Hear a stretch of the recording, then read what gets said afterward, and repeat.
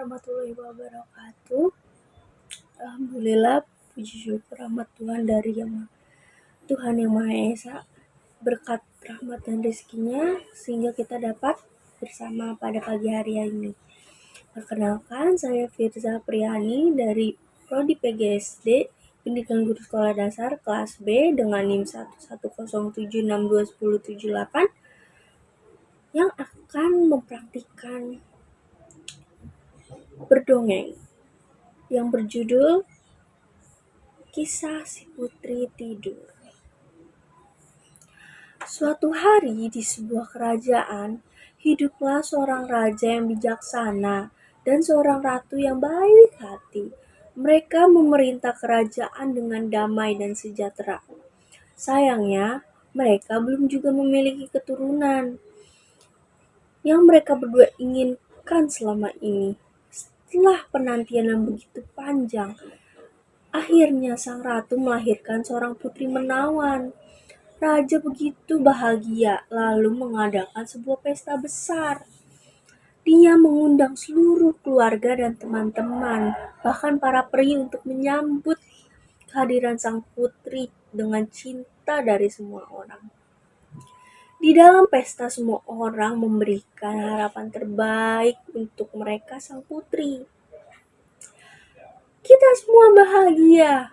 Sang putri yang akan menjadi gadis paling menawan di kerajaan ini, ujar salah satu peri. Lebih dari itu, ia akan menjadi gadis yang penuh bakat dan lembut, serta baik hati, jawab peri lainnya.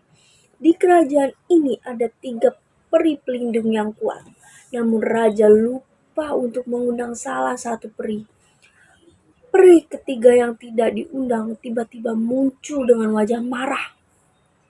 Bagaimana kalian semua bisa memandangku rendah? Apakah aku telah mati di mata kalian? Terkutuklah kalian semua, terkutuklah putrimu, ujar peri ketiga yang marah. 15 tahun yang akan datang di usia emasnya, kutukan itu akan datang bersama alat tenun. Kalian semua menjadi saksi atas apa yang kukatakan ini, dan di istana ini akan menyaksikan kematiannya, kata peri ketiga. Semua orang terkejut sementara 2 peri lain berusaha menghilangkan kutukan itu. Namun kutukan itu terlalu kuat, yang bisa mereka lakukan adalah mengurangi kekuatannya. Yang mulia yang kami kasihi, kami telah berusaha keras, namun kutukan itu terlalu kuat, ujar salah satu peri yang baik hati. Tapi sang putri tidak akan menghadapi hal paling buruk. Jadi yang mulia itu tidak perlu khawatir. Hanya laki-laki yang membawakan dia cinta sejati dalam keheninganlah yang akan membangunkannya kelak suatu saat, kata peri lainnya. Suatu saat, ketika peri itu datang dan memberinya cinta sejati, putri akan membawa kembali kehidupan di dunia. Yang harus kita lakukan adalah menjaga sang putri sampai pria itu datang, lanjut peri tersebut. Raja dan ratu pun cemas. Mereka mencoba segala cara untuk menghilangkan kutukan terhadap putri mereka yang baru lahir. Agar sang putri tetap aman, sang raja memerintahkan untuk melarang kegiatan menenun di seluruh kerajaan. Karena perintah oleh sang raja itu, semua harapan terbaik untuk sang putri terkabul. Sang putri mulai tumbuh menjadi gadis yang serba bisa dan gadis menawan. Tetapi hidup tidak sesederhana itu. Peri ketiga diam-diam telah merencanakan pembalasan. Ia meletakkan alat tenun di sebuah sudut rahasia di dalam istana yang tidak diketahui seluruh rakyat istana, bahkan raja dan ratu. Waktu untuk membalas dendam tinggal menunggu hari. Ketika sang putri mencapai usia 15 tahun, kutukan jahat dari peri ketiga akhirnya menjadi kenyataan. Hari itu, raja dan ratu pergi menghadiri pesta kerajaan tetangga. Berkata kepada sang ratu, raja tetangga mengundang kita untuk datang ke pestanya besok, ujar raja. Bagaimana dengan putri kita? Bagaimana jika kutukan itu masih bekerja? Aku takut sesuatu. jawab ratu yang merasa khawatir. Pesta ini cukup penting, istriku. Menenun juga sudah dilarang selama lebih dari 10 tahun ini. Semua akan baik-baik saja. Kita akan kembali besok malam, jawab sang raja menenangkan sang ratu.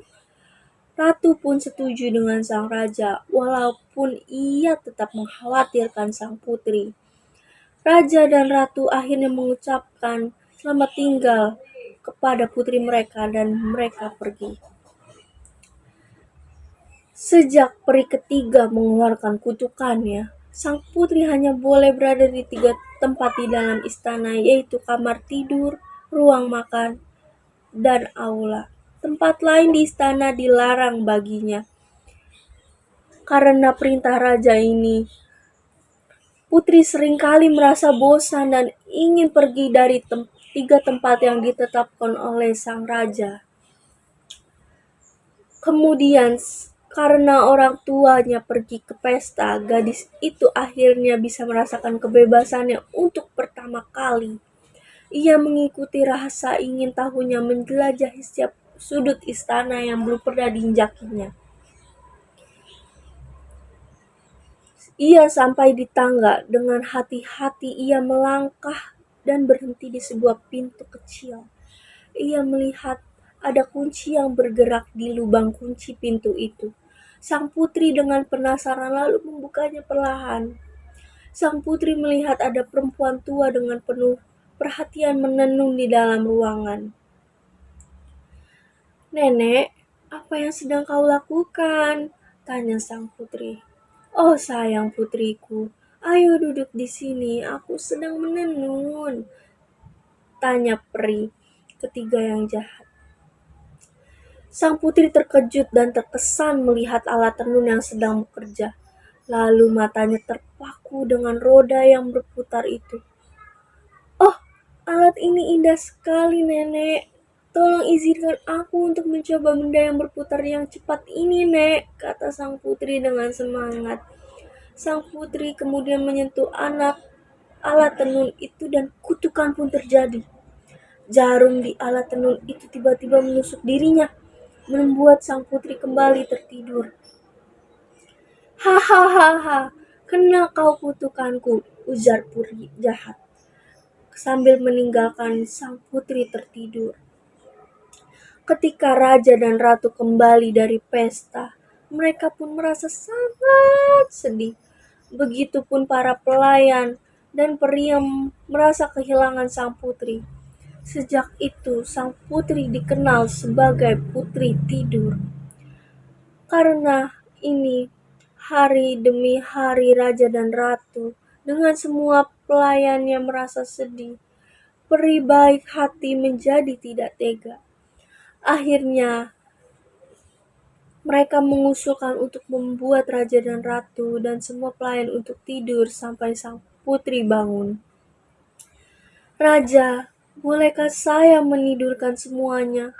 Kelak ketika sang putri bangun dari tidurnya, semua pasti akan bangun secara bersama-sama," tanya peri pada sang raja. "Baiklah, ini demi kebaikan kita semua," ucap raja tegas. Bertahun-tahun telah berlalu, istana yang akhirnya ditumbuhi pepohonan yang lebat. Wilayah istana yang dari cantik dan mewah berubah menjadi hutan yang sangat lebat. Suatu hari, ada seorang pangeran yang sedang mengembara datang ke desa di sekitar istana. Ia terkejut melihat istana tua itu. "Tuan, siapakah kiranya pemilik istana itu?" tanya pangeran pada warga desa yang tinggal di sekitar istana. "Oh, istana itu milik kerajaan sebelumnya. Sang putri telah dikutuk tertidur selama 100 tahun bersama para pelayannya," jawab kakek tua. "Tidur ratusan tahun dan tidak ada yang membangunkannya?" tanya pangeran. "Aku tidak tahu pasti, Nak. Aku hanya mendengar bahwa mereka mendapat kutukan yang kuat. Ada begitu banyak pangeran yang datang tapi tidak ada yang bisa membawa sebuah keajaiban," kata kakek itu merasa sedih. Pangeran kemudian merasa penasaran dengan cerita kakek tersebut Ia memutuskan untuk menemukan rahasia di balik istana yang sudah tertutup oleh pohon-pohon rindang. Kemudian pangeran mendatangi istana tersebut dengan pedang dan tamengnya. Pangeran menebas setiap ranting dan duri mengitari istana, hingga akhirnya ia masuk ke dalam istana tersebut. Betapa terkejutnya pangeran ketika melihat ada banyak orang tertidur di sana saat ia membuka pintu istana. Namun hal aneh muncul. Ratusan anak panah terbang ke arah pangeran. Tetapi ia dapat menghindari semuanya dengan gesit. Lalu tiba-tiba sebuah lampu kristal jatuh tepat di tempat ia berdiri. Dengan kesigapannya lampu itu tidak bisa menimpa pangeran. Lalu pangeran berada ke sampingnya. Baiklah, ini tempat yang berbahaya. Aku tidak percaya hal ini bisa terjadi di istana yang indah seperti ini, kata pangeran heran. Pangeran yang melanjutkan perjalanannya ke tempat yang lebih dalam dengan hati-hati, kemudian mencapai ruangan yang penuh dengan tanaman yang merambat. Duri yang bergerak berusaha melawan pangeran untuk menghalangi jalannya. Walaupun tanaman merambat dibabat habis oleh pedang sang pangeran, tanaman itu terus tumbuh kembali dan lebih kuat dari sebelumnya. Pangeran berhenti memotong tanaman merambat, menyadari ia harus tenang memperhatikan ruangan dan tanaman merambat dengan hati-hati. Pangeran menemukan bahwa semuanya batang berduri ini berasal dari satu buah tempat. Ini dia batang utamanya. Aku harus menghancurkan dan menyelamatkan tempat ini, ujar pangeran dengan penuh tekad. Kemudian ia mencoba mencapai batang utama dan mengabaikan tusukan duri yang datang kepadanya. Ia tidak merasakan sakit dan ia tetap mencoba mencapai batang utama. Setelah melalui banyak rintangan, akhirnya sang pangeran berhasil membebaskan diri dari duri, walaupun banyak luka-luka yang terjadi di sekujur tubuhnya. Kemudian pangeran mengambil obor dan mengubah tanaman rambat itu menjadi abu. Tanaman itu pun tidak bisa tumbuh lagi. Akhirnya pangeran melangkah ke ruang utama tempat sang putri tertidur pulas. Meski penuh tusukan dan luka di tubuhnya, pangeran tetap membuka pintu dan dikejutkan oleh wajah sang putri yang menawan. Ia tidak bisa mengalihkan pandangan dari sang putri. Ia pun berpikir bagaimana cara untuk membangunkan sang putri tidur.